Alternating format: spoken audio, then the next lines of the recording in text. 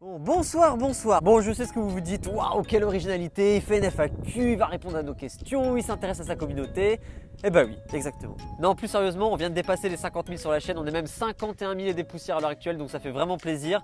Et comme ça fait presque un an, plus ou moins un an que la chaîne existe, eh bah, je vous ai demandé de me poser toutes vos questions. On va essayer d'en répondre un maximum aujourd'hui. Bon bah du coup c'est parti, première question. Qu'est-ce qui t'a poussé à commencer le BMX?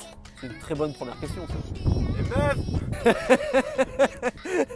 Non, pas du tout. À l'époque, j'étais en 4e, j'allais au collège en VTT. Tous mes potes allaient au collège en VTT. Ils faisaient tous des wells, des stoppies, des conneries comme ça devant le collège. C'était cool. Et je me suis mis à faire ça avec eux. Puis un jour, un copain il m'a dit, tu sais, il y a des vélos exprès pour faire ça. Ça s'appelle un BMX. On s'est acheté un BMX. J'ai commencé à aller de plus en plus au skatepark. J'ai vraiment kiffé ça direct, genre instantanément quoi. On avait un tout petit skatepark local de merde. Genre la rampe elle devait faire 80 cm de haut. Il y avait un quarter qui faisait 1,20 m. Voilà, il y avait deux rampes à tout casser. C'était vraiment nul.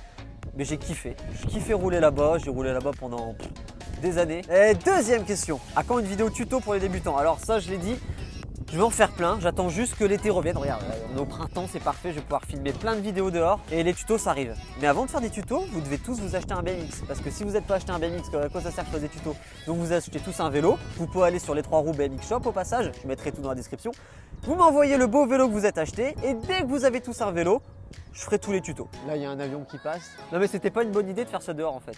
Qui est ton rider préféré? Alors là, j'en ai plein. Tous les Australiens, tous les Anglais, les Logan Martin, les Mark Webb. J'ai pas un rider préféré en fait. J'aime bien tous les riders, tous les styles de ride.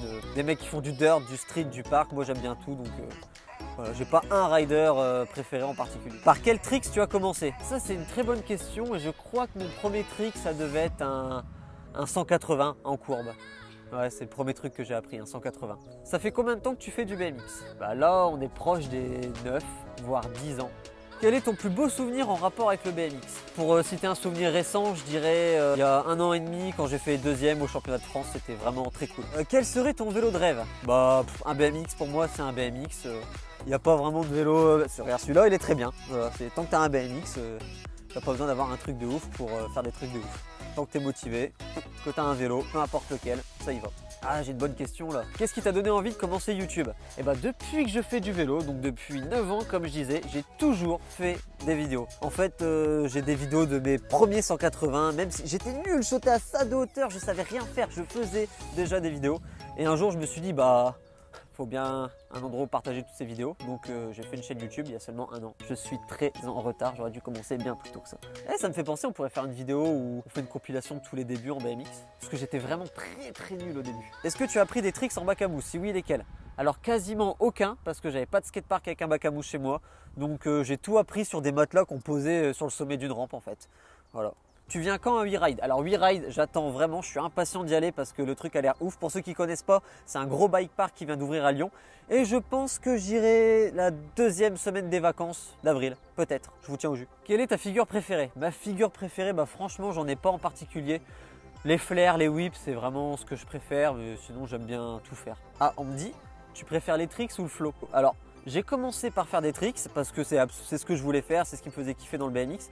Mais je me suis aperçu que juste avoir du flow comme on dit, c'est-à-dire savoir rouler proprement un bol par exemple, faire des airs proprement, curver dans les courbes, tout ça, et bah c'est vraiment mais vraiment pas facile à avoir du style. Du coup j'essaie de travailler un peu les deux. J'ai plusieurs questions qui me parlent de la Redbox, si je compte y retourner, si je compte revenir à Angers. Alors si vous n'avez pas suivi, j'avais fait une vidéo où on a été parti rouler à la Redbox. D'ailleurs merci à Vodcon de nous avoir invités, c'était vraiment super cool, son parc est génial.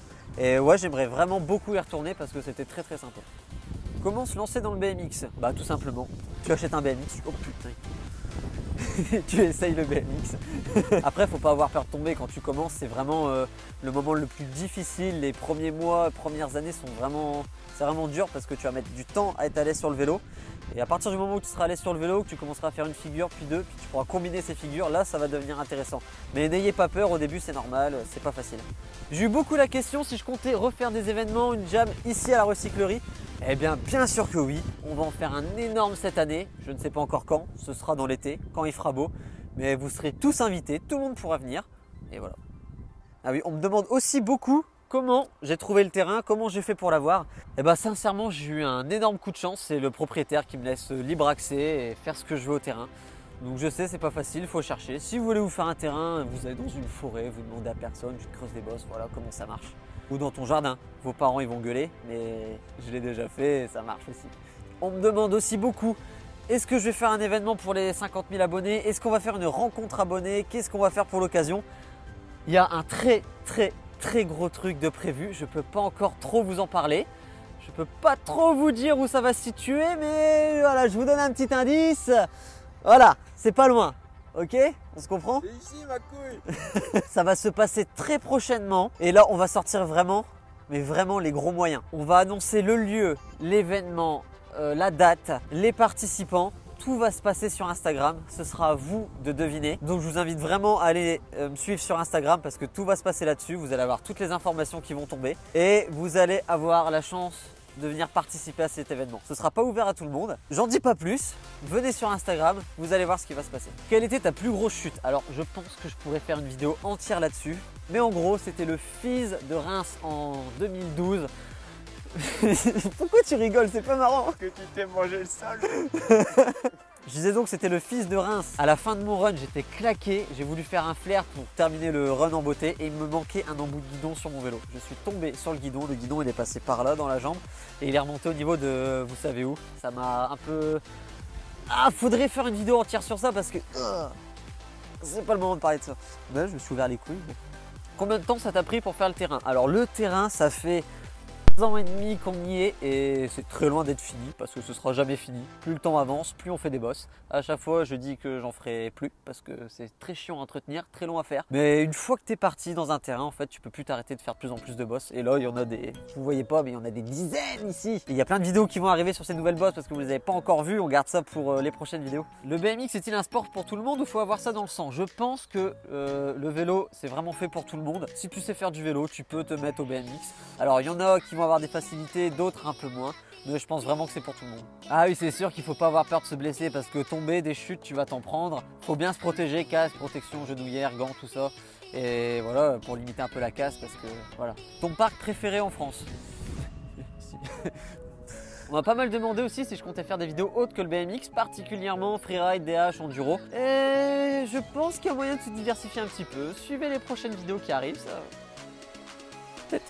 On me demande aussi avec quoi je filme mes vidéos. Alors là, je filme avec une caméra, mais la plupart du temps, je filme avec mon iPhone qui filme très bien, je trouve. Enfin, dites-moi ce que vous pensez de la qualité. Mais la plupart du temps, c'est filmé avec ça. Voilà.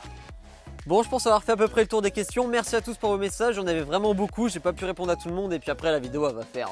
ça va durer bien trop longtemps. Je vous rappelle qu'il y a un très gros événement qui se passe ici bientôt. Je peux pas vous dire plus d'informations. Tout ce que je peux vous conseiller, c'est de venir nous suivre sur Instagram. Certains auront la chance de pouvoir venir y participer. On va vous balancer toutes les infos au fil du temps. Vous allez voir, ça va vraiment être un truc de malade. Je pense que le concept n'a jamais été fait encore. Non, ça n'a jamais été fait.